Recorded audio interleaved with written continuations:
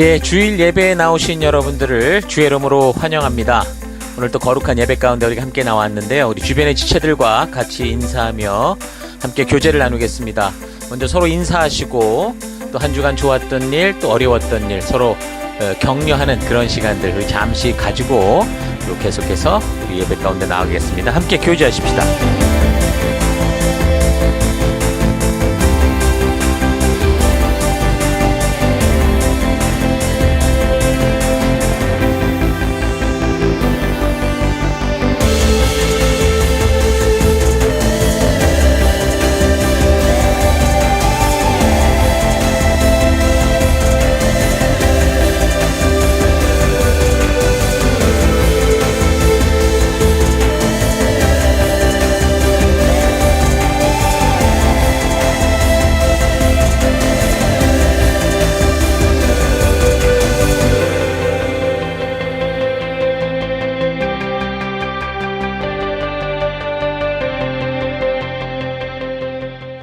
예, 이제 우리가 예배 가운데 나아가기 전에 우리 잠시 지난 주간 우리의 삶들을 되돌아보십시다.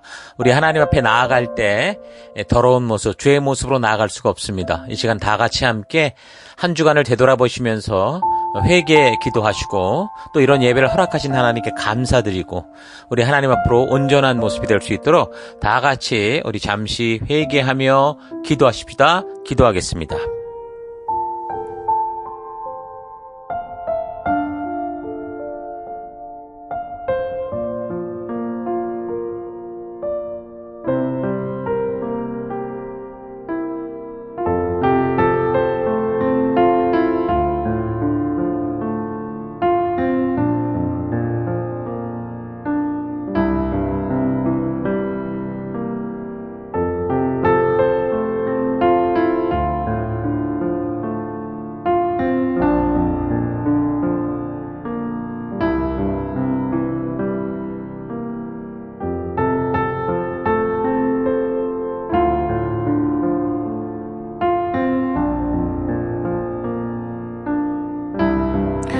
하나님, 지난 한 주간 은혜와 사랑으로 지켜주신 하나님을 찬양하며 감사드립니다. 우리가 주의 사랑으로 살면서도 늘 부족했고 또 욕심과 타협하며 살아왔던 삶을 회개합니다. 하나님, 주의 은혜로 회복되기 원합니다. 참된 예배자가 되며 복음의 증인되기 원합니다. 하나님, 이 시간 우리가 예배로 나아갑니다. 우리 예배를 받아주옵소서. 예수님 이름으로 기도했습니다. 아멘. 자, 이제 다 같이 우리가 함께 주일 우리 찬양과 경배로 나아가겠습니다. 할렐루야!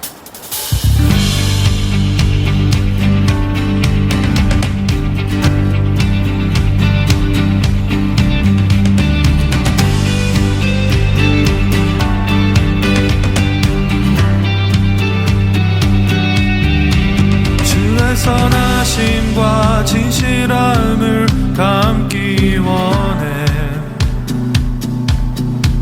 그의 빛으로 나갈 때 그 성품 닮아가네. 빛을 닮아갈 때 주가 주신 자유함으로 옳은 대로 돌아와서 별같이 비추네. 빛으로 비추시네. 어둠이 드러나고 나를 숨은 어물에서 벗어나게 하시네. 빛으로 일어서네. 어둠이 밝혀지고 이때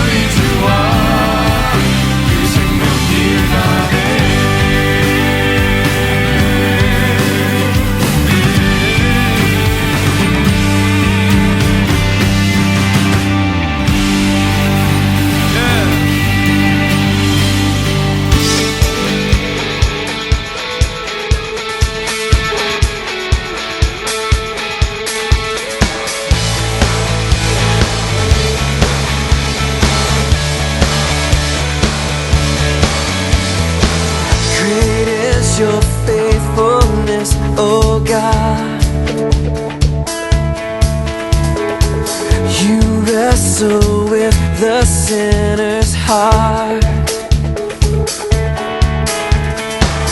You lead us by still waters into mercy, and nothing can keep us apart. So remember your people, remember your children, remember your promise, oh God. Your grace is enough. Your grace is enough. Your grace is enough for me. Great is your love and justice, God. You use the weak to lead the strong. You lead us in the song of your salvation, and all your people sing along. So remember your people, remember your children, remember your promise, oh God. Your grace is enough. Your grace is enough. Your grace is enough for me. Yeah, your grace is enough. Your grace is enough. Your grace is enough for me. So remember your people, remember your children, remember your promise, oh God. Your grace is enough. Your grace is enough. Your grace is enough for me. Yeah, your grace is enough. Heaven reaches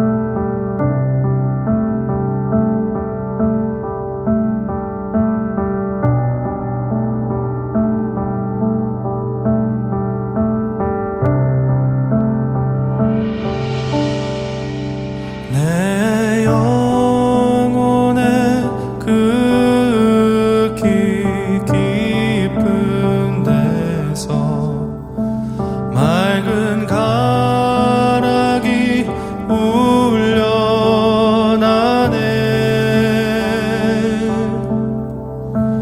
하늘 곡조가 언제나 흘러나와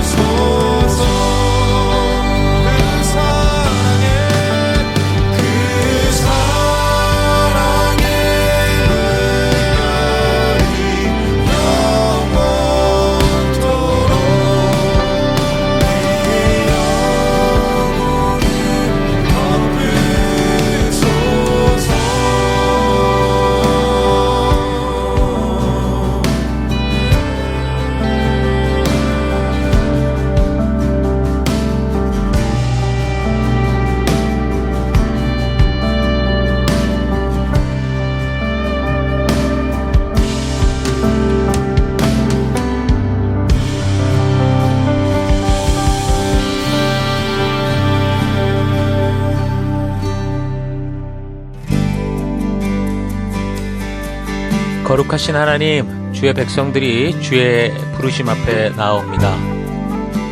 지치고 상한 영혼들, 외롭고 곤고한 하루하루를 보내는 이들, 육신의 질병과 마음의 고통으로 지친 영혼들, 하나님 간절한 소망이 있는 영혼들을 위로하여 주시고 치료하여 주시고 거룩한 생명의 길로 인도하여 주옵소서.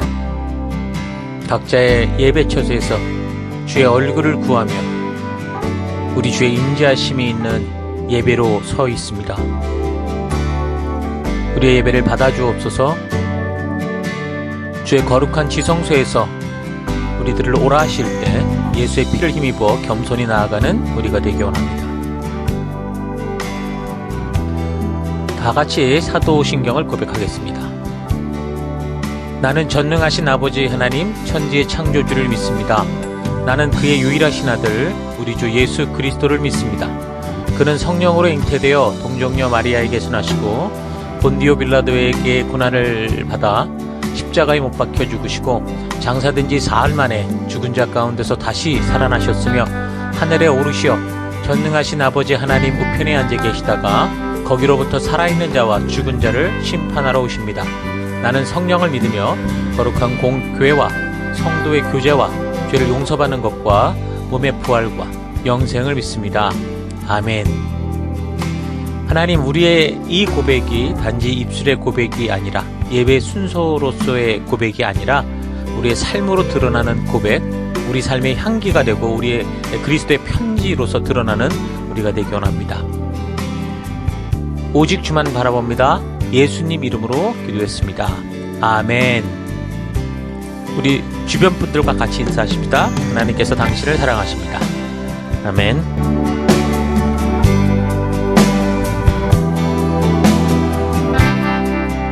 예, 6월 16일 우리 하나님 말씀 또 함께 살펴가도록 하겠습니다.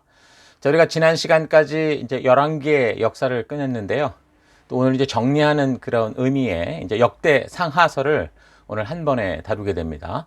성도요, 역사를 잊지 말자. 성도요, 역사를 잊지 말자. 자, 이런 제목으로 또 오늘 해당되는 말씀 함께 살펴보도록 하겠습니다. 오늘 본문에 해당되는 역대하 36장 22절에서 23절 봉독해 드리겠습니다. 페르시아의 고레스 왕이 왕위에 오른 첫 해에 주님께서는 예레미야를 시켜서 하신 말씀을 이루시려고 페르시아의 고레스 왕의 마음을 움직이셨다. 고레스는 온 나라에 명령을 내리고 그것을 다음과 같이 조서로 써서 돌렸다. 페르시아의 고레스 왕은 다음과 같이 선포한다. 주 하늘의 하나님께서 나에게 이 땅 위의 모든 나라를 주셔서 다스리게 하시고 유다의 예루살렘에 그의 성전을 지으라고 명하셨다. 이 나라 사람 가운데 하나님을 섬기는 모든 백성에게 하나님께서 함께 계시기를 빈다. 그들을 모두 올라가게 하여라. 아멘. 자, 드디어 이제 열왕기하의 역사를 우리가 37회에 걸쳐서 다 마쳤고요.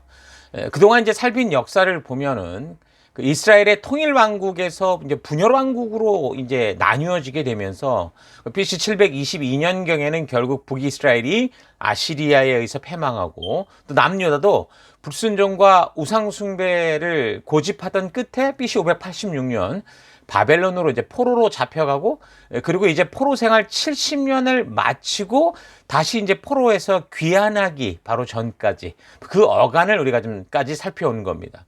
자, 그런 이스라엘의 역사 더불어 각 시대에 등장했던 선지자들의 우리가 글까지 계속 살펴왔기 때문에 열왕기의 역사는 좀 길어졌지요.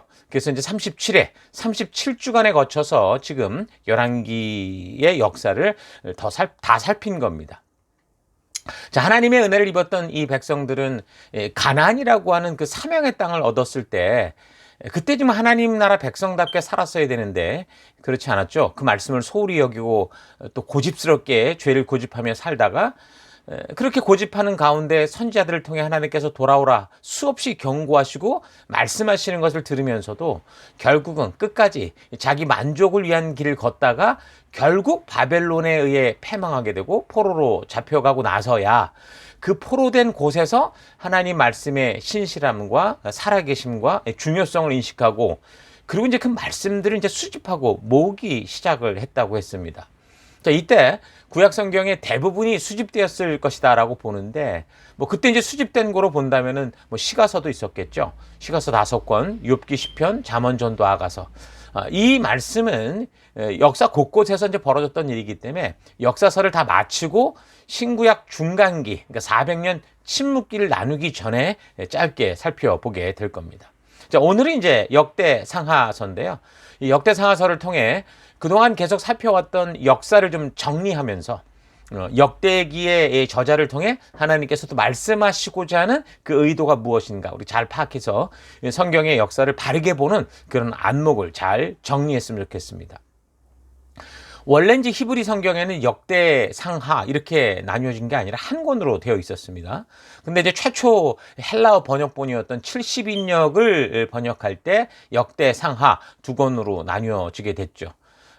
제외된 것, 생략된 것이라는 뜻으로 파렐레이포메나라고 이렇게 불렀는데, 그러니까 이제 사무엘 상하서도 그렇고 뭐 열왕기 상하서도 그렇고 거기에서 생략되거나 빠진 것들을 기록한 책이라는 그런 의미가 있다고 보통 얘기를 합니다. 연대기, 역대기란 이 명칭은 지금 우리가 쓰고 있는 크로니클스라는 이 명칭은 이 제롬이라는 사람, 그러니까 AD 345년경 그 정도의 사람이었는데, 제롬이라는 사람이 라틴어로 번역한 이 불가타 성경에서 이 명칭이 시작됐습니다. 그러니까 영어 성경이 크로니클스를 이렇게 쓰는 것은 루터가 이 독일어로 그 성경을 번역할 때 제롬이 사용한 이름을 그냥 그대로 번역하면서 이후 출판된 성경들이 다 이 방식을 따르게 돼서 그냥 크로니클스 이렇게 이제 명칭하게 된 거죠. 히브리 성경에서는 디브레 하야밈이라고 이렇게 부르는데 날마다의 사건 또는 지나간 시대의 모든 사건의 기록 이런 의미입니다. 그러니까 이제 연대기 또는 이제 역사의 기록이다. 이제 그런 말이 되는 거죠. 자, 그래서 이 역대기는 이스라엘의 또 역사를 다루게 되는데, 이 역대기가 다루는 그럼 역사의 범위, 어느 만큼의 역사를 다루냐? 이 역사의 범위를 보면 그 시작이 아담에서부터, 그러니까 창조의 첫 사람이죠. 아담에서부터 고레스 칙령까지 거의 뭐 3,500여 년에 이르는 구약의 모든 시간이라고 볼 수 있습니다. 그 역대기를 크게 이렇게 구분해서 좀 내용을 살펴보면 역대기 1장에서 9장이 이제 그렇게 족보를 아담에서부터 쭉 끝까지 이어오고 있기 때문에 이게 아담부터 이제 포로 후 귀환한 사람들의 그런 이야기까지, 그래서 구약 성경 스토리 전체와 연결되는 그 이름들 쭉 언급하고 있습니다. 뭐 대부분 보면 우리가 모르는 사람들의 이름이 나오는데, 그래도 우리가 지금까지 살펴온 사람들의 이야기가, 우리가 지금 살펴온 성경의 이야기가 그냥 어떤 신화, 어떤 소설 이런 얘기가 아니라 실제 역사 속에서 있었던 그런 사건과 인물이었다라는 걸 우리가 알 수 있고요.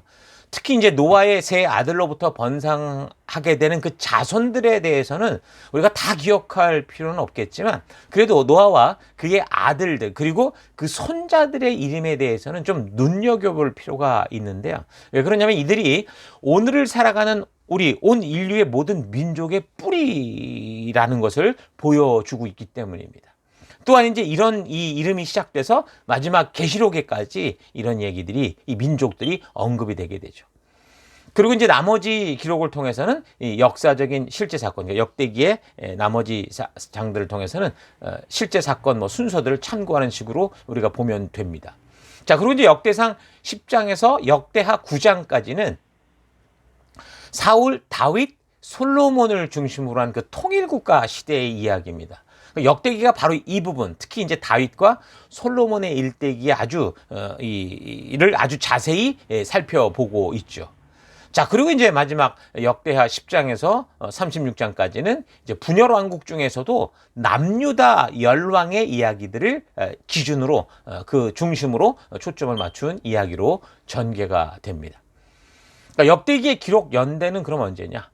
마지막 장에서 페르시아의 고레스에 의해 지금 포로에서 돌아오는 이야기를 다루는 것을 좀 전에 읽어드렸는데, 그렇지만 이제 9장에서 포로에서 돌아온 백성들과 그래서 예루살렘에 정착한 제사장들, 레위인들의 기록을 쭉 적었던 것으로 보면 이 역대기는 빨라도 BC 한 538년, 그러니까 페르시아 왕 고레스 칙령 이후에 적혀졌을 거라고 볼 수 있습니다. 아마도 이제 포로 기반으로 예루살렘에 돌아와서 적었을 것이다라고 보는 거죠. 근데 이제 누가 적었느냐라는 거에 대한 이 정보가 없어요. 그래서 포로 기간 이후의 시기니까 그 걸출할 만한 인물로 보면 스룹바벨 1차 포로로 데려왔던, 그다음에 학개 선지자, 스가랴 선지자 또는 에스라, 느헤미야 같은 인물들이 이렇게 꼽을 수 있는데, 많은 학자들은 이 구약 성경에 이제 지금 우리가 보는 이 거의 이 초안을 완성했다고 볼 수 있는 사람, 에스라가 이것을 적지 않았을까, 보통 그렇게 또 생각을 하는 경우가 많이 있습니다. 자, 역대 상하서는 한 나라 전체 역사 기록을 다루고 있기 때문에 이 저작 의도, 왜 이런 글을 적었을까라는 의도를 모르면 좀 재미가 없는 책이죠. 우리 입장에서는 남의 나라 역사고 거기에다가 무슨 족보들이 계속해서 나오니까 아는 사람 이름도 별로 없고 지루하기 짝이 없어서 재미가 하나도 없다고 생각할 수 있는데, 그렇다면 너무 한 절 한 절 막 다 그렇게 읽으려고 하지 않아도 됩니다. 다만 역사의 전체 흐름, 이 맥락이 어떻게 흘러가고 있느냐라는 거는 반드시 우리가 알 수 있도록 읽어가야죠. 이미 우리가 열왕기 상하서를 통해서 이 역사를 다 살펴봤기 때문에 그 역사를 기억하면서 정리하듯 살피면 되고요. 그러다가 열왕기서에서 깨닫게 된 것 중에 이 부분은 없었는데 하고 빠진 부분이나 또는 미비했던 부분들, 이런 것들을 보강하듯이 정리하듯이 살펴보면 됩니다. 특히 요즘 나온 성경에는 뭐 단락별 주제, 뭐 관련 성경 구절 이런 게 다 연결되어 있으니까 그걸 참고하면서 큰 그림을, 이 창조로부터 지금까지 흘러오는 큰 그림을 잘 볼 수 있는 하나의 어떤 그런 도구로 잘 활용할 수 있기를 바랍니다. 자, 근데 중요한 건 뭡니까? 우리가 성경을 자꾸 재미있는 부분만 찾아서 읽으려고 해서는 안 된다는 거죠. 그러니까 성경은 재미만으로 읽는 게 아닙니다. 의미를 만날 수 있게 읽어야 돼요.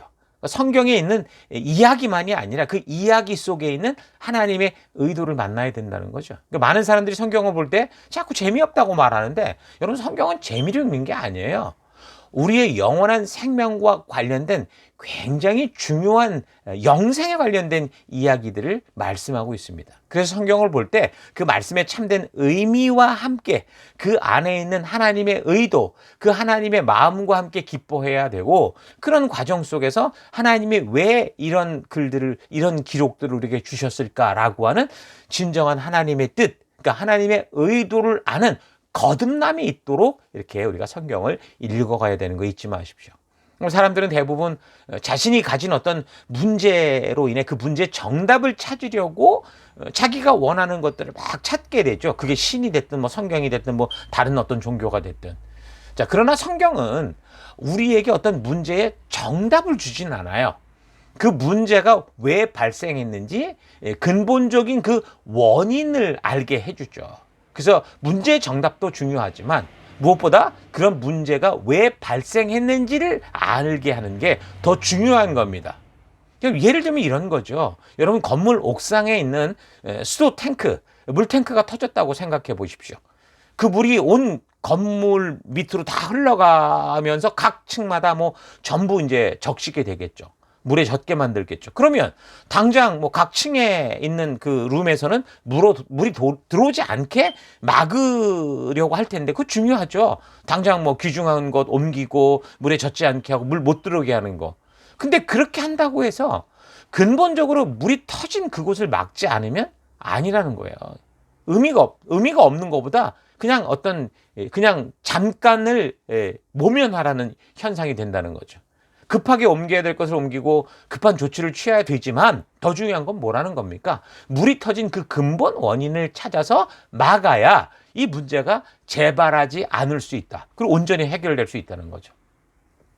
마찬가지라는 겁니다. 많은 사람들이 어떤 문제를 만났을 때 신의 능력을 통해 어떤 신비한 현상을 통해 이 당장의 문제를 해결하고 답을 찾으려고 하지만, 그러나 이 문제들이 쏟아져 나오는 근본적인 그 원인을 찾아 막지 못하면 우리에게 닥쳐진 당장 급한 불은 끄는 것 같아도 또다시 더 큰 문제들, 더 새로운 문제들, 더 악화된 문제들에 계속 시달릴 수밖에 없다라는 거죠.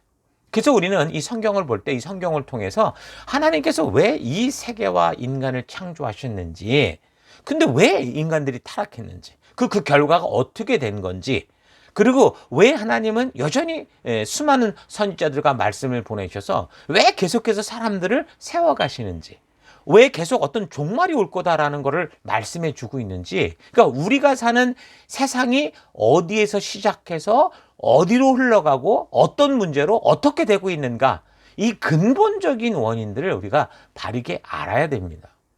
여러분, 그러기 위해서 우리는요, 가장 먼저 하나님께서 그 백성들이 이런 사실을 알고 살아갈 수 있는 그 가치, 기준으로 주셨던, 언약하셨던 신의 산 언약, 그 말씀들, 그 율법의 의미를 우리가 역사를 통해 바르게 이해할 수 있어야 돼요. 그래서 그렇게 역사를 바르게 이해해야, 그래야 이제 이 시대의 흐름을 알게 되고, 그러면 시가서나 이런 데서 뭐 고백하고 예언서에서 선지자들이 막 뭔가를 막 외치는 그 이유들을 우리가 알게 된다는 거죠. 자, 그러니까 율법, 역사, 시가서. 다시 말해서 구약 성경을 제대로 봐야, 그래야 지금 우리가 그리스도를 메시아로 믿고 그분이 다시 오실 것을 기다리는 이 신약이 바르게 보인다는 거예요. 신약의 흐름이 바르게 보여야, 그래야 이제 마지막 날들을 우리에게 말씀해주는 계시록에 대한 것도 우리가 온전한 눈으로 보는, 하나님의 마음을 아는 그런 눈이 생기는 거죠. 그래서 성경을 창세기로부터 계시록까지 일의 자초지종을 원만하게 모르면, 어떻게 흘러가는지를 모르면 모든 것이 왜곡되고 하나님의 마음도 모른 채 전부 자기 생각대로 그렇게 해석하는 이상한 종교가 되고 만다는 겁니다. 자, 그래서 교회에서 성경과 역사를 바르게 후대에게 이렇게 알려주는 건 참 중요한 겁니다. 이건 하나님의 명령이었어요. 교회의 진정한 리더, 교사, 목사들. 그래서 이 가르쳐야 되는 자들은 적어도 이 성경의 이 창세기로부터 계시록까지 이렇게 바르게 역사의 흐름을 살피고 이 하나님의 의도를 알아서 그 하나님의 뜻을 다른 사람에게 이 성경과 역사를 통해 알려줄 수 있는 준비가 돼야 된다라는 거죠. 그게 진정한 복음 전도라는 거예요. 성경의 사건을 보면 하나님은 계속해서 그런 역사 전체를 보는 그런 사람들, 그러니까 선지자들을 보면, 대체로 쓰임받는 사람들을 보면 아주 각양각색의 직업과 여러 가지 성품과 성격을 가지고 있으나 분명한 것은 그런 역사를 보는 사람이라는 건 공통점입니다. 그래서 하나님의 진심을 그 백성과 열방들에게 알리도록, 그 역사를 통해 하나님의 진심을 알고 알릴 수 있는 그런 역할을 하는 걸 우리가 분명히 볼 수 있죠. 그러니까 역사라는 게 뭐예요? 하나님의 처음 창조의 뜻, 또 그것이 드러난 신의 산 언약이 지켜져가는 과정, 시간의 흐름이 역사잖아요. 그러니까 하나님이 주신 최초의 이 존재의 이유를 잊지 않으려 하는 것이 역사의식이라는 거죠. 그러니까 역사의식에 대한 이 사전적 정의를 보면 어떤 사회 현상을 역사적 관점이나 시간의 흐름을 따라 파악하고 그 변화의 과정에 주체적으로 관계를 가지려는 의식이다, 이렇게 말하거든요. 그러니까 처음의 존재의 이유, 그러니까 역사적 관점이라는 게 어떤 시작으로부터, 그 이유로부터 그거를 발견할 수 있는 그런 눈을 말하는 거죠. 그러니까 하나님의 부르심, 창조를 잊지 않고 우리가 살아가는 과정을 통해 만나는 그 어떤 일이든, 그러니까 성경의 어떤 사건이든 처음 하나님이 우리를 부르셨던 그 소명을 잊지 않고 창조의 목적을 잊지 않고 그 눈을 가지고 우리가 이 시대가 어떻게 흘러가느냐라는 걸 보는 게 바로 성경적 역사의식이다, 그렇게 이제 말하는 겁니다. 그래서 하나님으로 말미암는 역사적인 존재의 가치를 잊게 되면 우리의 신앙은 이 근본이 흔들리게 돼 있어요. 아무리 열심히 한다고 해도 그 방향이 다른 엉뚱한 길을 달려 끝내는 이단으로 빠지는 거죠. 금송아지 우상 숭배가 되는 거예요. 그러니까 결국 어떻게 되겠어요? 지옥에 이르는 그런 결과를 낳죠. 그 마태복음 7장도 뭐라고 말합니까? 나더러 주여 주여 하는 자마다 다 천국에 오는 게 아니다, 그렇게 말씀하시잖아요. 그러니까 성경과 역사를 모르면 일의 시작, 그 근본적으로 존재하는 그 하나님의 그 뜻, 이유, 하나님의 그 의도를 모르게 되면 근본적인 우리가 살아간 이 땅에 있는 존재를 모르면 오늘 지금 이 순간 무엇을 위해 존재해야 되고 내가 어떤 일을 하든 간에 이게 무엇 때문에 내가 해야 되는지 자꾸 혼란 속에 빠지는 건 당연한 거예요. 그래서 성도라고 해도 우리가 이런 말씀의 가치가 아닌 뭐 유행 따라 살고 기분 따라 살고 문화 따라 살고 느낌 따라 살아갈 수밖에 없는 그런 현상이 나타나는 거죠. 그래서 우리는 무엇보다 먼저 모든 것의 처음을 만드신 우리를 창조하신 하나님, 그 하나님으로 말미암는 존재의 이유를 우리가 만날 수 있어야 돼요. 그 하나님과의 최초의 시작, 그 역사의 시작을 알아야 되고 그 역사가 어떻게 시작해서 지금까지 흘러오는지 이 눈을 가져야 되는 겁니다. 그래서 역사를 살피는 것은 우리의 그런 선배들이 짧은 인생을 살아가면서 만들어낸 그런 흔적들이잖아요. 그러니까 선배들이 너무도 값비싼 대가, 자기의 그 온 일생을 주고 지불하고 남긴 교훈이잖아요. 또 그 교훈을 연결해 보니 하나님의 뜻이 있고, 그래서 우리가 그 하나님의 역사를 우리가 분명히 알아야 되는 거죠. 자, 그래서 현재 바벨론의 포로로 잡혔다 70년 후에 페르시아 고레스로 말미암아 돌아온 이 백성들에게 필요한 것이 바로 이런 전체적인 역사를 보는 눈이었어요. 지금 역대기가 쓰여지는 시기는 BC 538년, 그러니까 페르시아의 고레스 왕의 칙령이 발표되고 본국으로 돌아와서 예루살렘 성전을 우여곡절 끝에 이제 완성시킨 후 살아가는 그때, BC 한 457년경, 에스라가 어떤 다시 2차로 돌아오는 그런 시기라고 볼 수 있습니다. 자, 그러니까 BC 538년에 돌아와서 BC 516년에 제2성전을, 예루살렘 제2성전을 완성한 때로부터도 벌써 한 60년 정도의 시간이 흐른 후라고 볼 수 있습니다. 그러면 그들은 이제 어떤 상황이었냐? 돌아오긴 했으나 정치적으로는 독립하지 못했고 여전히 페르시아의 속국이었었죠. 처음 복귀 후에 이제 성전을 지을 때 어땠냐면 예루살렘 지역 자체가 이미 그들이 포로로 잡혀간 70년 동안 다른 주변에 있는 사람들이 와서 세력을 뻗치고 그 땅을 차지하고 살았었기 때문에 이 성전을 재건하는 일에 있어서도 너무 어려운 일들이 계속 봉착하고 있었습니다. 계속 물려오고 있었습니다. 그러니까 겉으로는 포로에서 고국으로 돌아오고 예루살렘 성전을 재건하는 놀라운 하나님의 은혜를 분명히 받았어요. 그런데 그렇게 돌아온 고국에 와보니 뭐 예루살렘이 으리으리하게 지어지고 그런 게 아니라 그거 지는 거 하나조차 주변의 방해와 위협 속에 있었다라는 거죠. 그러나 그때는 그런 협박의 위협을 느끼고 어려움에 힘들었어도 때로는 막 멈추기도 했어도 그때 학계 선지자, 뭐 스가랴 선지자 같은 나중에 살피지만 이런 사람들이 독려하고 격려하고 해서 축복이 될 이 예루살렘 성전, 저들을 하나로 하나님의 어떤 말씀으로 모아줄 성전을 다시 세워야 된다라는 목표를 가지고 그때 주변에서 그렇게 저항하는 이게 반대하는 세력이 있음에도 불구하고 끝내는 BC 516년에 그렇게 드디어 제2성전을 완성한 겁니다. 자, 그러면 이제 드디어 성전이 완성되었으니 그럼 축복을 받아서 과거 다윗의 시대와 같이 영광스러운 날이 찾아왔느냐 하면 그렇지 않고 계속되는 주변의 협박과 위협이 있었고 공격이 있었고 이제 이 땅에서 살아남아야 하는 어떤 극한의 생존의 문제가 저들에게 다가왔던 거죠. 너무도 미약했고 흔들리는, 그런데 여기서 살아내야 되는, 겨우 연명하는 듯한 어떤 그런 생존의 삶을 살고 있었던 겁니다.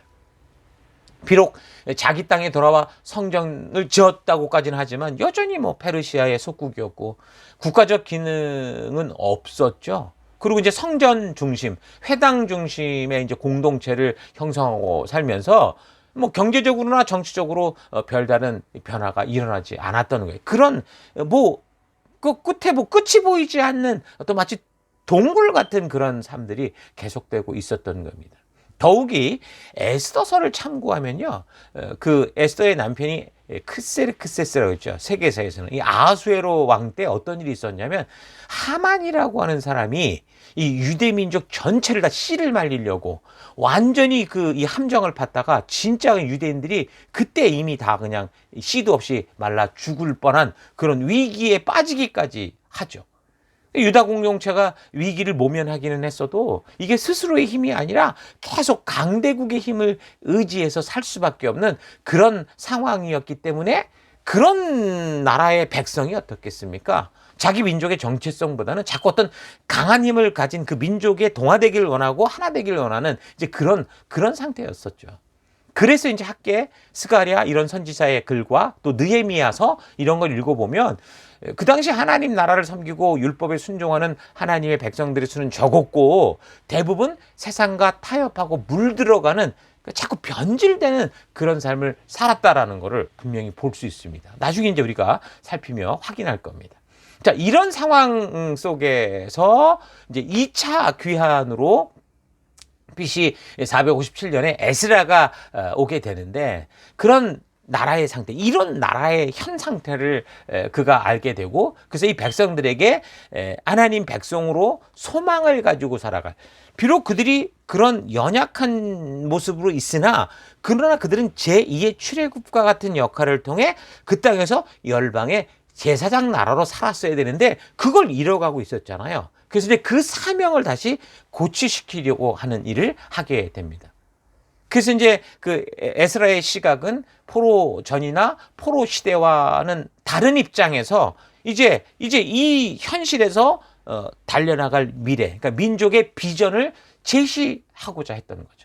그래서 포로가 된 지 얼마 되지 않아서 적혀진 것으로 보이는 열왕기서 같은 경우는 왜 우리가 이렇게 심판받을 수밖에 없었냐, 그런 각도에서 이 열왕기서를 적어갔다면 포로 귀환 이후에 이제 제2성전을 만들고 뭔가 다시 이제 이 부름받은 백성으로서 살아가야 되는 그런 부름 속에 있었으나 점차 어떤 국가의 동력의 힘을 잃고 있는 이 민족을 위해서 기록하게 된 이 역대기 같은 경우는 그러니까 자기 민족의 좀 더 좋은 점, 하나님이 그들이 순종할 때 어떻게 일하셨는가, 이런 거에 초점을 가지고 적게 됐던 거죠. 그래서 가장 먼저 어쨌든 70년 동안 나라를 잃고 박해 속에서 살던 백성들에게 자기 민족의 어떤 정체성을 분명하게 회복시켜야 됐었던 겁니다. 또한 지금의 상황이 하나님께 버림받은 존재인가라는 의구심들이 드는 그런 상황이었기 때문에 이 백성들에게 하나님은 변치 않으신다, 우리의 상황과 환경의 문제가 아니라 우리가 얼만큼 순종하는 거에 우리의 미래가 달렸다라는 그걸 알려야 됐었던 거죠. 또한 그들은 나라를 잃은 상태에서 믿고 의지할 구심체가 필요했기 때문에 그러니 너희가 이 성전 중심, 다시 말하면 건물 중심이 아니라 율법, 그러니까 말씀의 가치 중심의 삶을 사는 것이 바로 우리가 지금 부름받은 그런 삶이다라는 것을 알리려고 했던 거죠. 그래서 이제 역대기 저자는 포로 후에 유대인들에게 바로 이러한 근본적인 문제에 대해서 해답을 제시하기 위해서 하나님이 이루어 오셨던 역사 안에서 그 답을 찾아서 제시하려고 했던 거죠. 그래서 아담에서부터 자신들이 발 딛고 서 있는 지금 이 시기까지 전체 역사를 볼 수 있는 그런 흔적을 찾아가면서 하나님이 이 민족과 연결된 중요한 이 점들, 우리가 어떤 존재로 이곳에 있는가, 이런 것들을 드러나게, 정체성을 알게 해서 그 제일 바람직하게 닮아갈 수 있었던 어떤 모델로서 이제 다윗의 시대를 그렇게 이제 자세하게 소개하고 역사 속에 그 흐름을 알려주고 있는 겁니다. 자, 그래서 백성들로 하여금 뭔가 자기들의 존재 중요한 그 이유, 존재의 이유를 찾을 수 있게 하려고 하기 위해서 그가 이제 역사의 필름을 쭉 거꾸로 올라가 결국 창세에 이르기까지 아담에게까지 올라가면서 이제 결국은 어딘가 그들의 현실 속에 모델을 삼고 나아갈 그런 어떤 역사의 초점이 모아지는 그 부분을 바로 이제 다윗과 솔로몬의 시대로 보고 거기를 아주 세밀하게 적었던 거죠. 그래서 이제 다윗과 솔로몬이 차지하고 있는 이 두 명의 그 역사적 사건의 분량이 28장이나 돼요.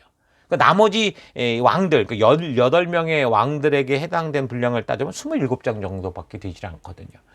그러니까 다윗과 솔로몬의 부분은 마치 아주 세밀하게 현미경을 들여다보듯이 정밀하게 전하고 있다고 보는 거죠. 그러니까 뭔가를 세밀히 살피면 또 근데 사실 그렇잖아요. 멀리 보면 멋있어 보이지만 가까이 보면 이렇게 티가 보이잖아요. 그러니까 누구든 간에 그들의 삶의 실수와 실패, 죄와 허물도 더 자세히 볼 수밖에 없는데 근데 나름대로 지금 나라를 다시 재건하면서 자신들에게 어떤 모델이 될 만한 기록을 적고자 하다 보니 다윗과 솔로몬이 가졌던 허물진 부분보다는 오히려 더 좋은 점들을 더 많이 부각시키고 믿음으로 살아왔던 그 이야기들을 더 많이 이제 적고 있습니다. 원래 뭐 진실한 역사라는 거는 목적에 따라 뭘 빼고 더하고 그러면 안 되고 사실적인 게 전해져야 되는데 이 역대기는 그런 수술 자국이 분명히 있는 건 맞아요. 근데 중요한 건 없는 걸 각색해서 뻥튀기해서 뭐 조작하거나 무슨 엄청난 신화처럼 만들거나 그러진 않았다라는 거예요. 그래서 이 역대기의 저자가 이 참고했던 그 이 많은 고소 자료가 있었어요.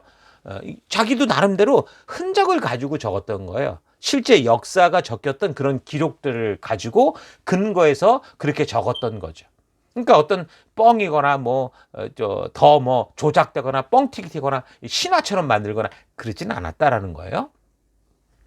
그러니까 자기 나라 영토에 돌아와서 아직도 독립이 되지 않은 이 자신의 나라가 예루살렘 성전을 재건했어도 백성들은 점차 그 자신의 처지 때문에 존재의 가치를 잊어버리고 자꾸 주변에 잘 나가는 이웃들에게 동화되려 하고 정체성을 잃어가고 있는 그 역사의 현장에서 백성들로 하여금 부름받은 백성들 아닙니까? 이들로 하여금 다시 하나님의 약속된 새 언약된 백성의 자리에 설 수 있게 하기 위해서 그가 이 역사를 아주 그렇게 자세히 살피고 그렇게 옮겨 적게 된 것. 어떻게 보면 가슴 찢어진 마음으로 적은 게 바로 역대기의 역사다라고 할 수 있는 겁니다. 자, 그래서 지금 설명드린 것을 여러분 잘 생각하시면서 역대 상하서를 읽고 묵상을 하면 훨씬 도움이 될 수 있을 겁니다. 자, 그래서 지금 배경을 설명한 것처럼 역대기를 통해 바라보는 역사 시각은 좀 이전과 다릅니다. 여호수아, 사사기, 사무엘 상하, 열왕기 상하 이 6권의 책과 오늘부터 살피게 되는 이제 역대 상하 그리고 이어지는 역사 에스라, 느헤미야 이 4권이 바라보는 역사적인 시각이 다르다는 거예요. 그 내용을 좀 정리해서 몇 가지 좀로 설명을 하면 첫째, 역대기는 선민으로서의 민족의 뿌리를 제시하는 거예요. 택함받은 민족. 그러니까 역대기 기자는 그 근거를 찾아 올라가다 창조로부터, 그러니까 결국 하나님으로부터 시작된 걸 찾은 거죠. 그것이 이제 다윗 왕국에 이르기까지 어떻게 역사가 이루어져 왔는지 족보를 통해 알려주고요. 그래서 이 족보는 나라를 잃고 민족의 정체성을 잃은 이 유대인들에게 그들의 뿌리를 밝혀주는 아주 중요한 역할을 했던 거죠. 우리가 이런 존재야 라는 거. 그냥 우리는 세계에 굴러먹고 쓰러져가는 그런 사람이 아니고 이런 신의 어떤 그런 놀라운 이 사명을 가지고 있는 존재라는 걸 알게 하려고 했던 거예요. 저희 교회 같은 경우도 그래서 늘 우리가 지금 여기서 17년 여기 스컷 교회에서만 벌써 14년을 해오고 있는데 우리가 이곳에 이 시티의 사역을 시작하게 된 그 부르심을 잊지 않는 그 시간을 매년 또 이번에 중간에도 우리가 또 가지게 되죠. 6월 말과 7월 초에도 이런 시간을 늘 1년에 2번씩 되새기면서 이 길을 걷고 있습니다. 가장 중요한 거거든요.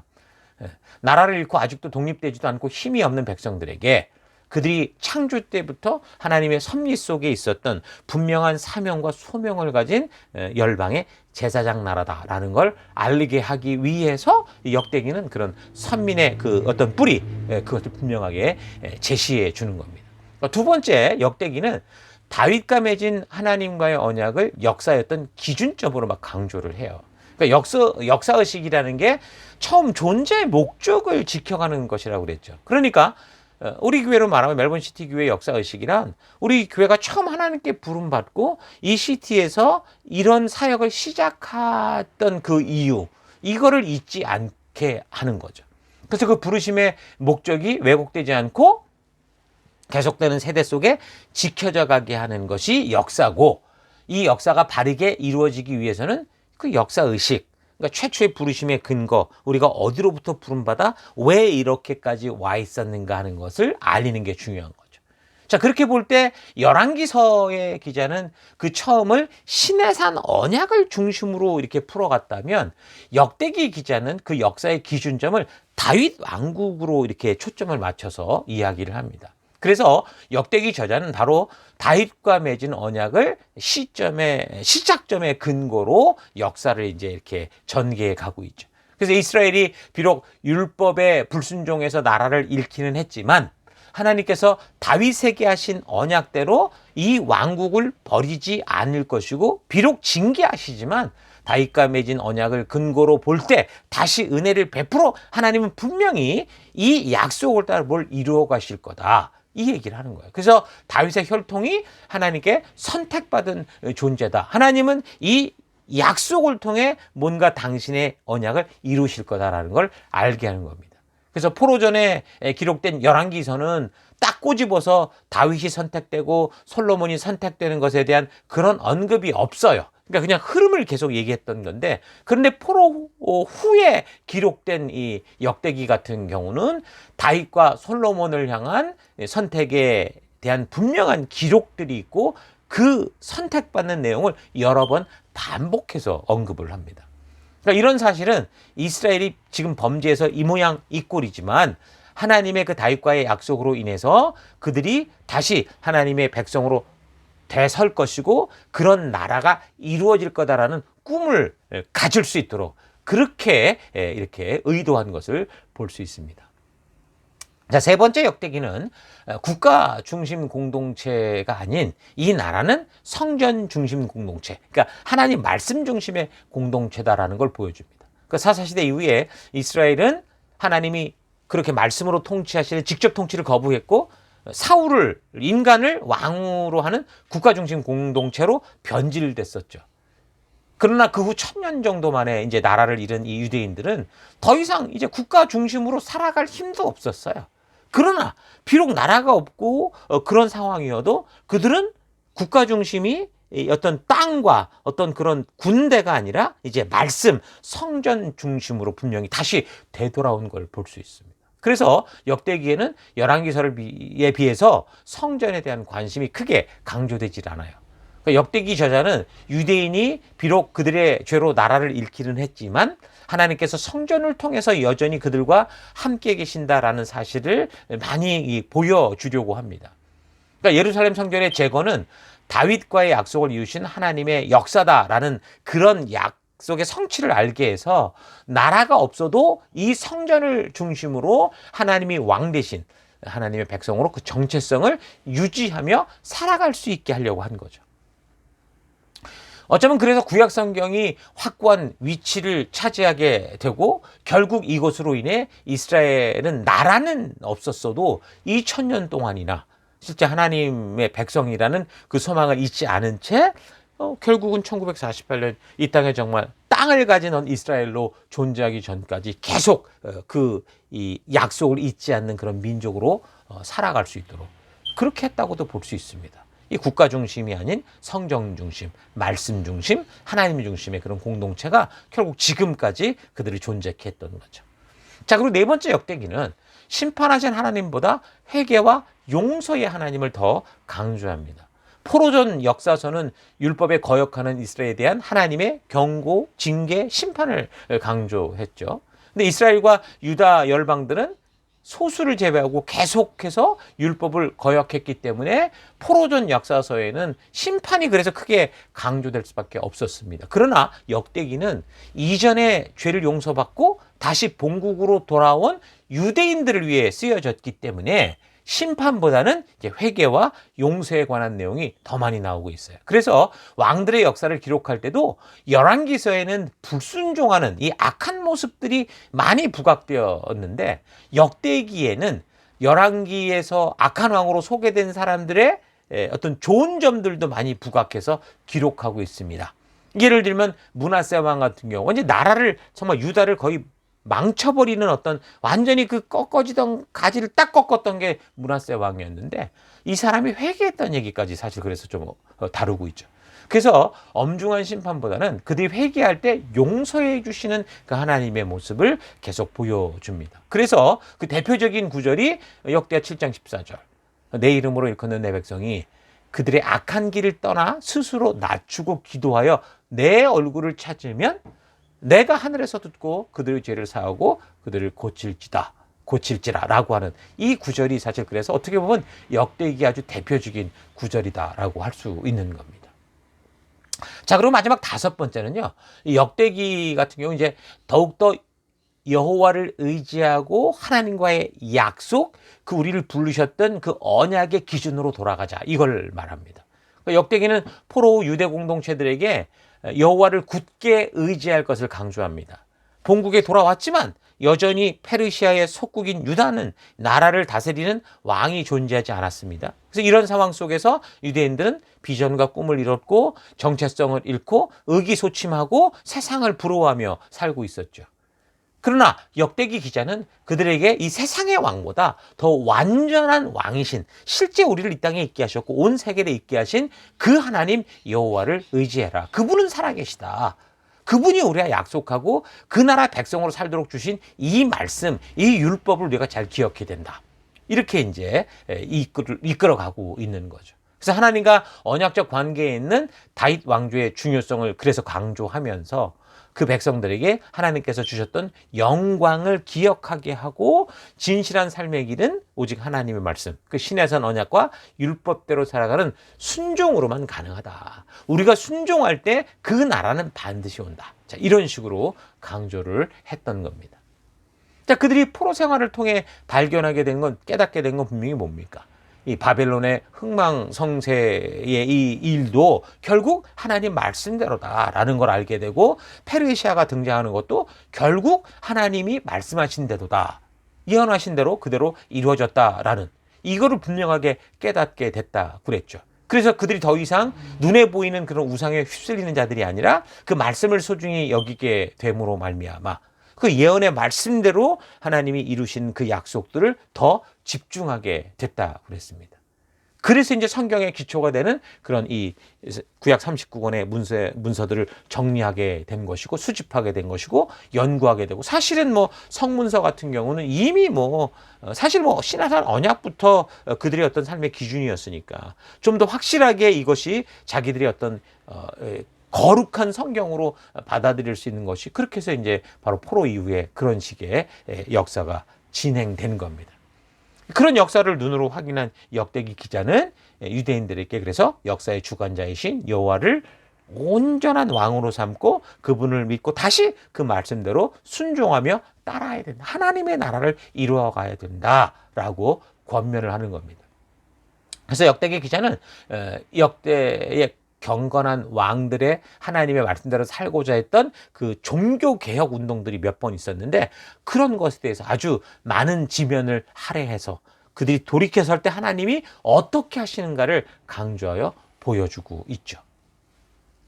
자, 이렇게 5가지로 이제 역대기가 말하고자 하는 역사를 보는 관점을 말했는데, 우리가 이러한 역사의 흐름을 이해하고 역사서를 좀 읽게 되면 역대의 상서, 역대 하서를 읽을 때 여러분 많은 도움이 될 것이라고 봅니다. 바른 묵상의 길을 찾아갈 수 있을 겁니다. 어떤 사람은 열왕기서와 역대기의 내용이 많이 비슷한 것에 대해서 비난하기도 합니다. 그러나 이런 일은 열왕기서와 역대기서가 다른 배경과 다른 시대, 다른 목적에서 기록됐다라는 사실을 이해하지 못하는 데서 일어나는 무지의 소치인 거죠. 그래서 우리가 포로 전후의 역사의 흐름을 잘 이해하고 그리고 역사서를 읽어나가면 하나님께서 역사서 이 저자들을 통해 우리에게 말씀하시고자 했던 그 핵심 메시지, 그러니까 하나님의 마음, 하나님의 뜻, 하나님의 의도를 우리가 정확하게 만날 수 있는 겁니다.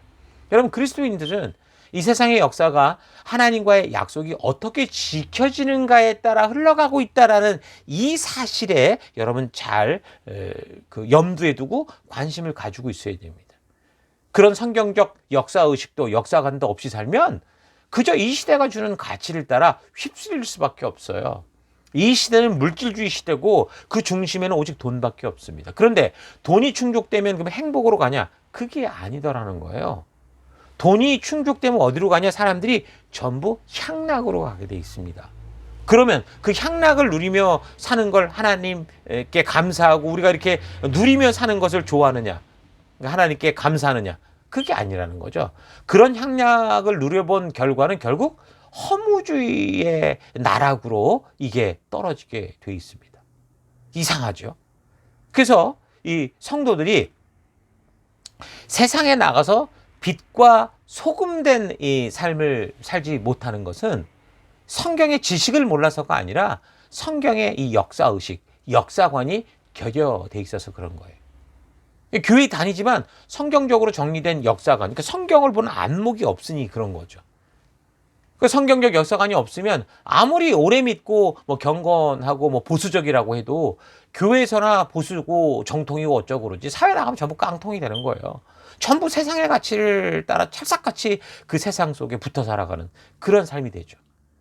처음 교회의 부정적인 모습을 보고 비난하던 이런 젊은이들도 보면 기성세대가 될 때 정말 새로운 하나님이 찾으시는 기성세대가 아니라 그냥 이전에 자기들이 손가락질하던 그런 똑같은 모습, 꼰대가 되어 있는 것을 볼 수 있어요. 왜 그렇습니까?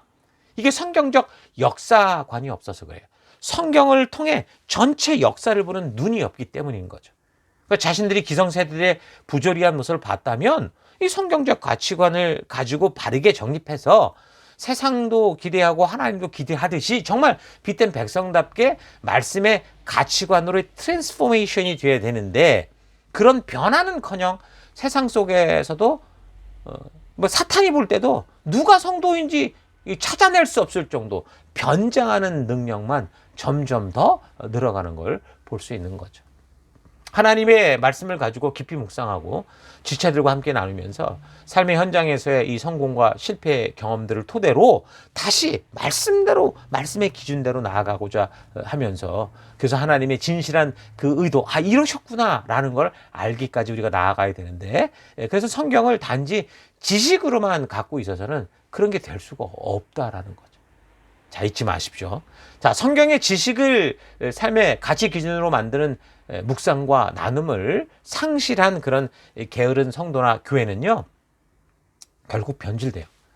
그러니까 말씀의 기준에 있지 않으면 결국은 타락할 수밖에 없어요. 무너질 수밖에 없어요. 그렇게 거룩한 제사장이라고 할 수 있는 성도가 삶의 기준인 이 말씀을 상실하면 그들이 속한 사회 역시 어떻게 돼요? 빛을 잃고 어둠 속을 헤매며 욕심과 육체의 정욕, 겉은 화려하나 죄악으로 물든 지옥의 그 함정으로 빠져갈 수밖에 없죠. 사람 중심적인 삶, 결국 인간 중심의 삶으로 그렇게 떨어질 수밖에 없다는 거예요. 그러면 당연히 인본주의는 뭘 만드냐? 물질주의의 나락으로 떨어지게 돼 있어요. 그래서 물질이 차고 넘칠 때 이 선진국이란 이 나라들이 보면 신앙이 좋아진 나라들이 하나도 없어요. 하나님의 축복으로 국민소득이 막 늘어나 뭐 2만 불, 3만 불 선진국이다 이렇게 되면 그런 나라들은 잘 보면 다 신앙 팔아먹습니다. 죄된 인간들에게 주어진 풍요는 안정과 나눔을 주는 게 아니고 천국을 마는 도구가 아니라 더욱더 큰 욕심을 만들죠. 그 욕심은 밑빠진 독과 같죠. 그 채워도 채워지지 않는 게 사람의 욕심이잖아요. 그래서 결국 어디로 가느냐? 풍요와 안정이라는 것이 그런 풍요와 안정이 주는 결과는 향락주의다라는 거예요.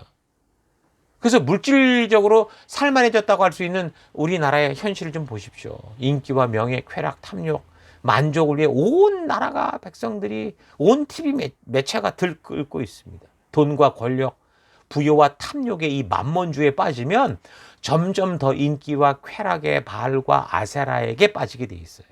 탐욕과 쾌락에 빠지면 자유를 누리는 것이 아니라 사실은 방종이 되죠. 범죄로 넘어가게 됩니다.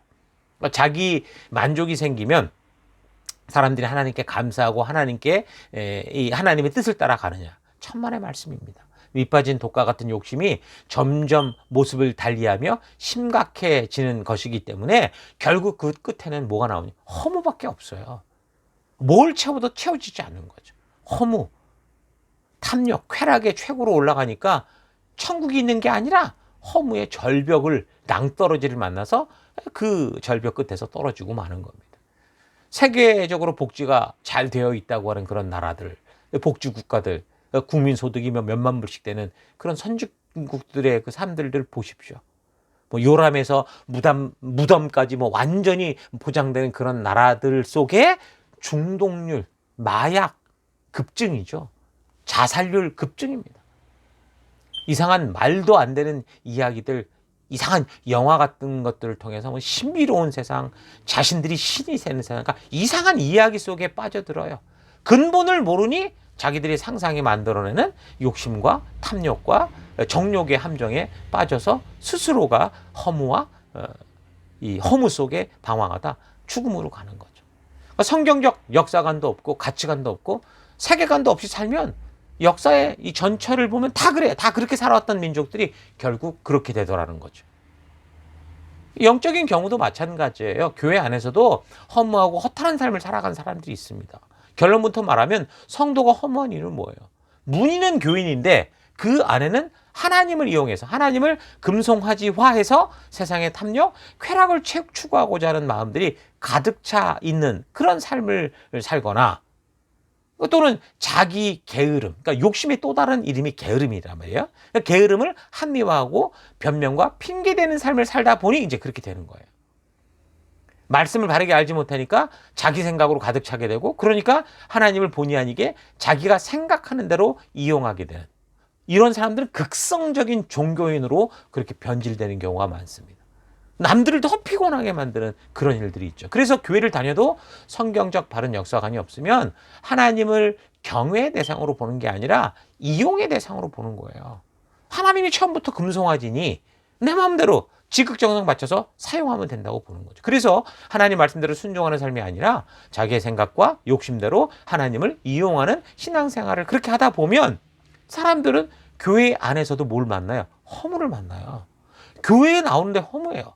무슨 엄청난 행사를 하고 엄청난 찬양 집회를 하고 엄청난 부흥회를 하고 뭐 엄청난 컨퍼런스를 했는데 끝나고 갈 때 뭔가 허탈한 거예요. 신앙 속에 무기력을 경험하게 되는 거죠. 그러면 이제 두 가지 현상이 나타나요. 하나는 뭐냐면 그런 믿음의 삶에 회의를 느끼는 거예요. 그러면서 방황하고 그런 무기력을 방치하다가 믿음을 잃는 거죠. 세상으로 가버려요. 또 다른 하나는 이것을 극복하기 위해 또 다른 엉뚱한 유혹에 빠진데 다시 말해서 더 강한 종교적 자극을 막 추구하게 되는 거예요. 엄청난 더 열정을 가지고 막 그렇게 막 종교 일 중독이 돼. 교회 일 중독이 되거나 아니면 이제 어떻게 되느냐. 내 생각대로 움직일 수 있는 하나님을 좀 더 잘 사용할 수 있는 그런 방법을 추구하다가 결국에 만나는 게 바로 신비주의인 거예요. 무슨 경험과. 그러니까 하나님의 말씀을 바르게 알게 되면 우리의 믿음의 삶이라는 것이 그냥 말씀 따라 내가 순종하며 내게 주신 삶 안에서 하나님과 동행하는 그 길을 걷게 되는데 그 순종의 그 순간에 뭔가 순종하지 않고 믿음이라는 명목으로 자꾸 내가 하나님을 더 강한 존재로 만들어내고 내가 원하는 대로 그렇게 생각하는 대로 그렇게 막 이끌어가면 결국에는 교회 안에서 허무 속에 빠지는 거예요.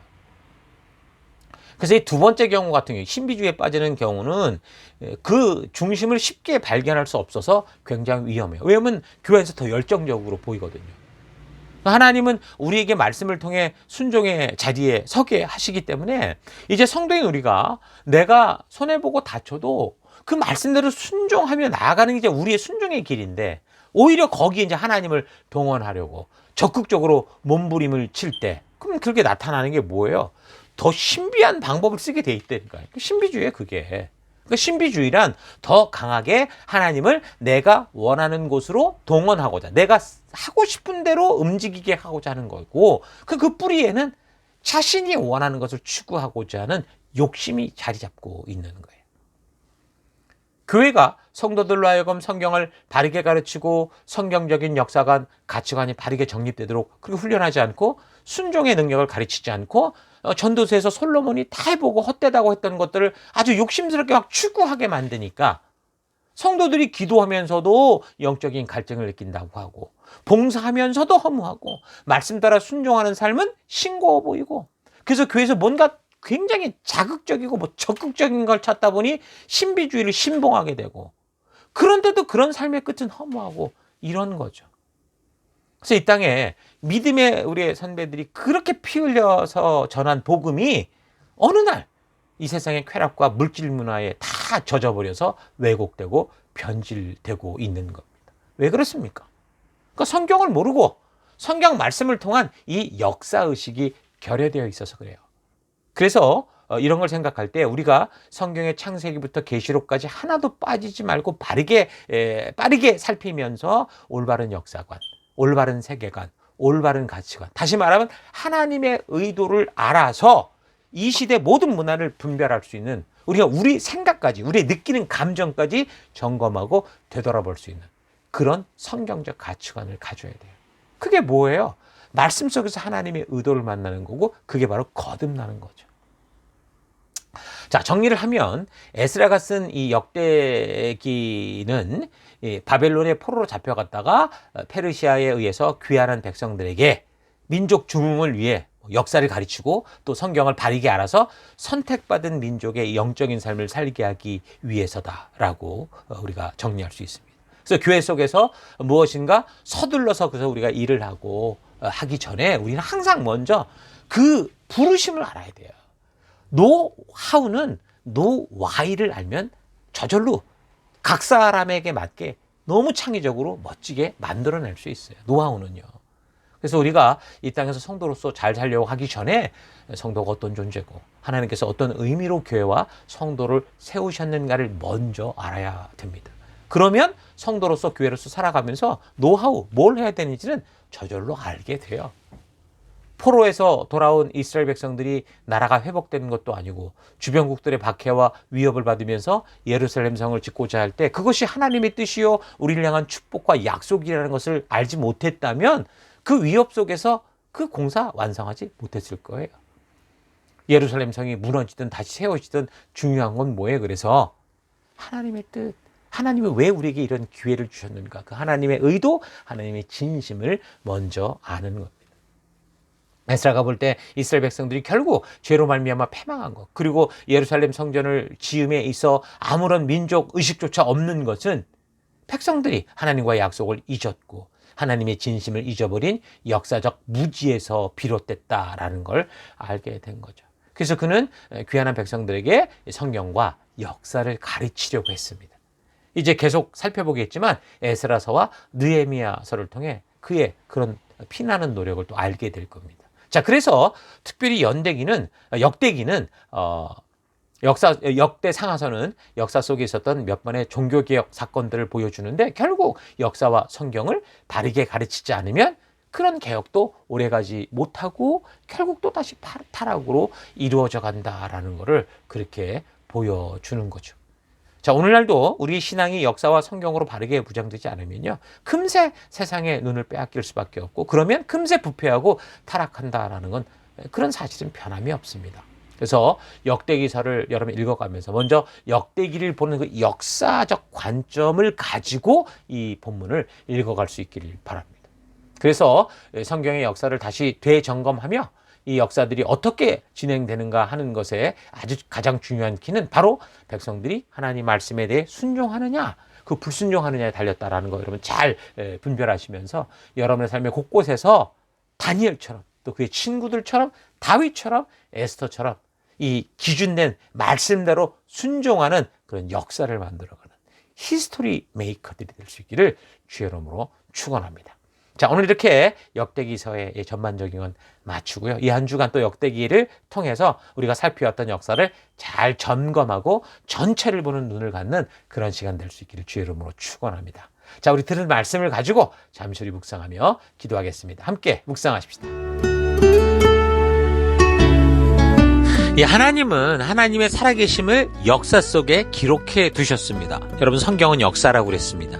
하나님이 창조하신 뜻대로 하나님께서 자유의지를 주어 스스로 주의 길을 걷게 한 사람들의 이야기, 하나님의 뜻을 방해하고 사람들을 욕심과 교만의 함정으로 몰아서 죽음으로 끌고 가고자 하는 사탄의 이야기. 그러니까 성경은 하나님과 사람과 사탄의 이야기인 거예요.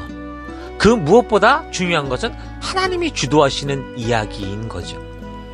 그래서 그는 창조주였고 우리를 만드신 우리의 모든 시작과 우리의 끝이 되시는 분이기 때문에, 그래서 그분의 뜻은 변함이 없고 영원합니다. 그래서 우리는 이 성경의 역사를 통해서 우리 선배들이 일생을 두고 살아가며 하나님의 뜻이 무엇인지를 알게 한 이 귀한 자료를 통해 하나님의 마음을 알 수 있는 거예요.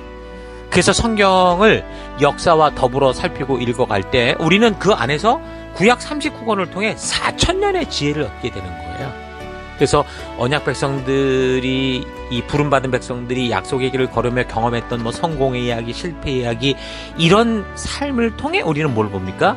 참된 오늘의 지혜를 얻게 된다라는 거죠.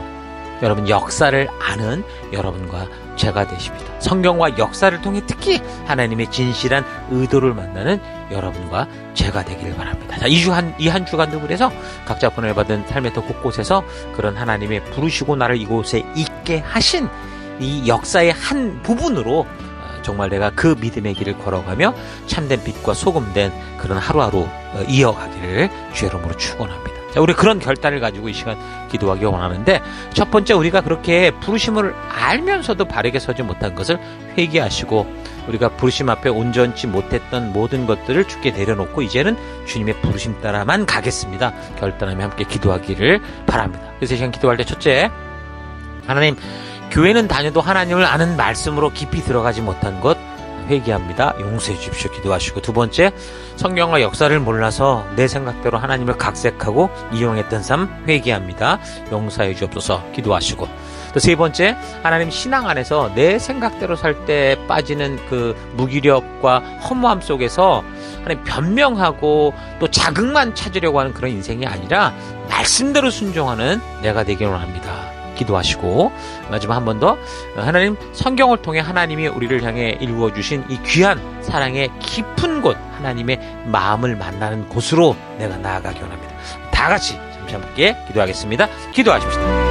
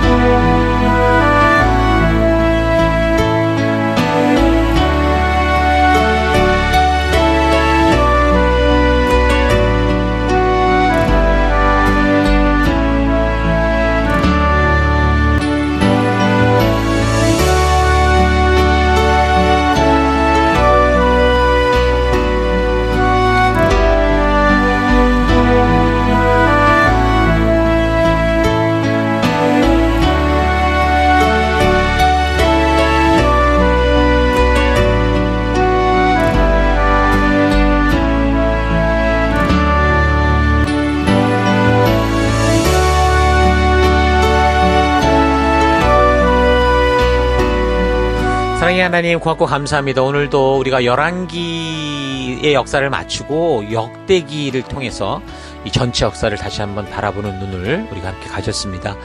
하나님과 주님은 변함없이 우리의 역사의 시작이요, 과정이요, 끝이 되시는데, 우리가 늘 그 하나님으로 나왔다는 것을 잊고 내 생각과 내 뜻대로 살며 내 생각대로 하나님을 만들어 왔던 것 회개합니다. 하나님, 용서해 주옵소서.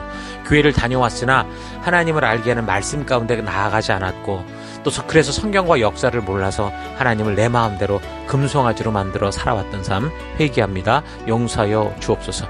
하나님, 신앙 안에서 그렇게 내 생각대로 살 때 빠지게 되는 무기력과 허무함을 만날 때 그걸 변명하거나 또는 또 다른 자극으로 신비한 것으로 헤쳐나가려는 인생이 아니라 하나님 말씀하신 대로만 순종하는 그런 내가 되길 원합니다.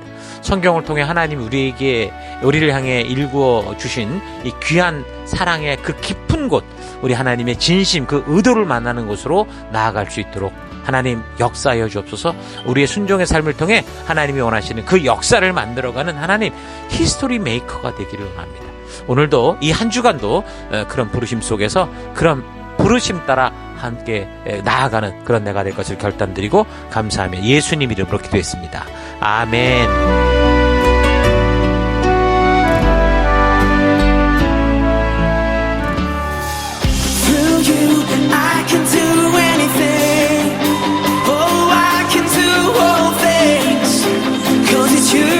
예, 6월 16일 우리 교회 소식을 함께 나누겠습니다.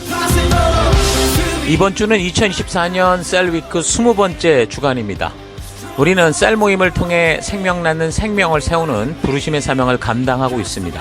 이 생명 낳는 생명을 세우는 사명은 하나님의 전적인 은혜로 구원받은 모든 성도들의 존재의 이유입니다. 자, 이것을 위해 우리가 구원받았고 우리가 이곳에 한 교회로 모여 하나님 나라를 이루며 지금까지 달려가고 있는 겁니다. 자, 그러므로 모든 성도는 영적인 가정 셀에 속해서 말씀의 기초를 확실하게 쌓고 그 말씀 위에서 지체들과 서로 격려하며 하나님께서 순종하는 우리를 통해 이루시는 그 치료와 놀라운 은혜들을 누리기 바랍니다. 사랑의 돌봄과 성경과 역사, 교육, 이것이 가장 중요하고 부름받은 자의 핵심적인 사명인 것 잊지 말고 셀 모임으로 적극적으로 모여주시기 바랍니다. 6월 셋째 주인데요. 매월 세 번째 주간 저희 교회가 집중하는 사역 포인트는 전도입니다. 이 한 주간 우리가 좀 더 집중해서 하나님께서 우리를 부르신 그 증인된 사명에 순종하는 그런 삶으로 나아갈 수 있기 바랍니다. 전도는 성도가 구원받은 이유고 교회로 존재하는 목적이다라는 거 잊지 마시고 더더욱 우리의 삶의 현장에서 사람들을 하나님의 마음이 있는 곳으로 인도하고 회개하고 하나님 나라로 들어올 수 있도록 하는 이 전도에 함께 힘쓰는 우리가 되기를 바랍니다. 오늘 이곳 예배당 예배에 그리고 이제 영상 예배로 참여해 주시는 처음 참석해 주시는 분들을 주의 이름으로 환영합니다. 우리를 이곳에 부르시고 함께 하게 하신 하나님께 감사하고 그 사랑으로 우리 모두 함께 귀한 교회로 하나 되는 시간들 되기 바랍니다. 오늘 예배 후에 성도의 교제는 본당 옆 건물 1층 로버트 화이트홀에서 모이게 됩니다. 함께 오셔서 귀한 성도의 교제 가운데 하나님의 은혜와 축복을 경험할 수 있기 바랍니다. 예배 후의 교제는 여기 스콧 교회의 오후 예배가 그라운드 레벨에서 있어서 4시 50분까지 마치고 모두 함께 그 교제했던 테이블이나 의자들을 정리하신 후에 5시까지 퇴실을 하도록 하겠습니다. 이어지는 교제는 여러분 멜번 시티 곳곳에서 자유롭게 누리시기 바랍니다. 다음 주일 예배 또한 여기서 계속해서 우리 스콧 처치 예배당에서 예배드립니다. 우리가 예배를 드리고 있는 이 멜번 시티 CBD 안에 있는 이 스콧 처치 본당에서 오후 2시에 예배를 드립니다. 미리 예배 시간 5분 전까지 오셔서 거룩하고 귀한 예배, 하나님의 말씀으로 거듭나는 예배 되도록 하였으면 좋겠습니다. 자, 우리가 드리는 예배는 계속해서 매주 영상으로 미리 준비돼서 교회 사이트에 매주일 오전 6시에 업로드됩니다. 또한 교회 유튜브에도 같은 시간에 업로드되니까 어떤 이유로든 예배당 예배에 나오지 못하는 경우 각자가 처한 처소에서 각자 가능한 시간에 하나님의 부르심 앞에 스스로 나아가 예배드리는 예배자가 될 수 있기를 바랍니다. 내가 처한 어떤 상황과 환경 속에서도 변함없이 거룩한 예배자로 서서 온전한 예배를 드리는 여러분 되시기 바랍니다. 지금까지 6월 16일 교회 소식이었습니다. 한 주간도 믿음 따라 말씀 따라 승리하는 여러분 되시기를 바랍니다.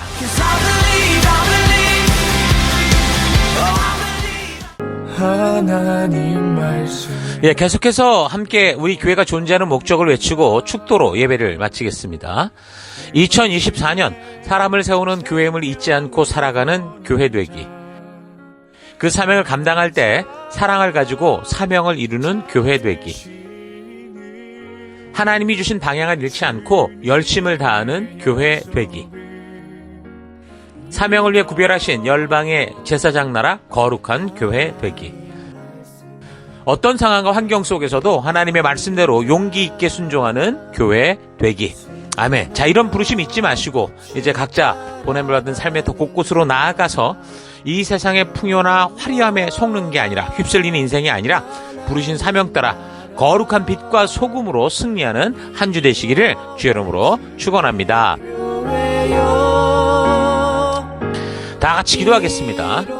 이제는 우리 주 예수 그리스도의 은혜와 하나님의 그 크신 사랑하심과 성령님의 감화, 감동, 위로, 축복, 충만하심이 오늘 말씀을 통해 하나님은 우리를 위해, 나를 위해 창조로부터의 역사를 기록으로 남겨 우리에게 하나님의 살아계심을 알게 하고 믿게 하고 이끄심을 깨달아 각자 살아가는 삶의 현장에서 이제 그 부르심 따라 감에 있어 핑계대는 자가 아니라 말씀의 기초를 둔 이 하나님의 뜻을 따라 역사를 만들어가기를 선택하는 모든 백성들 머리 위에 이제로부터 영원토록 함께 하실지어다.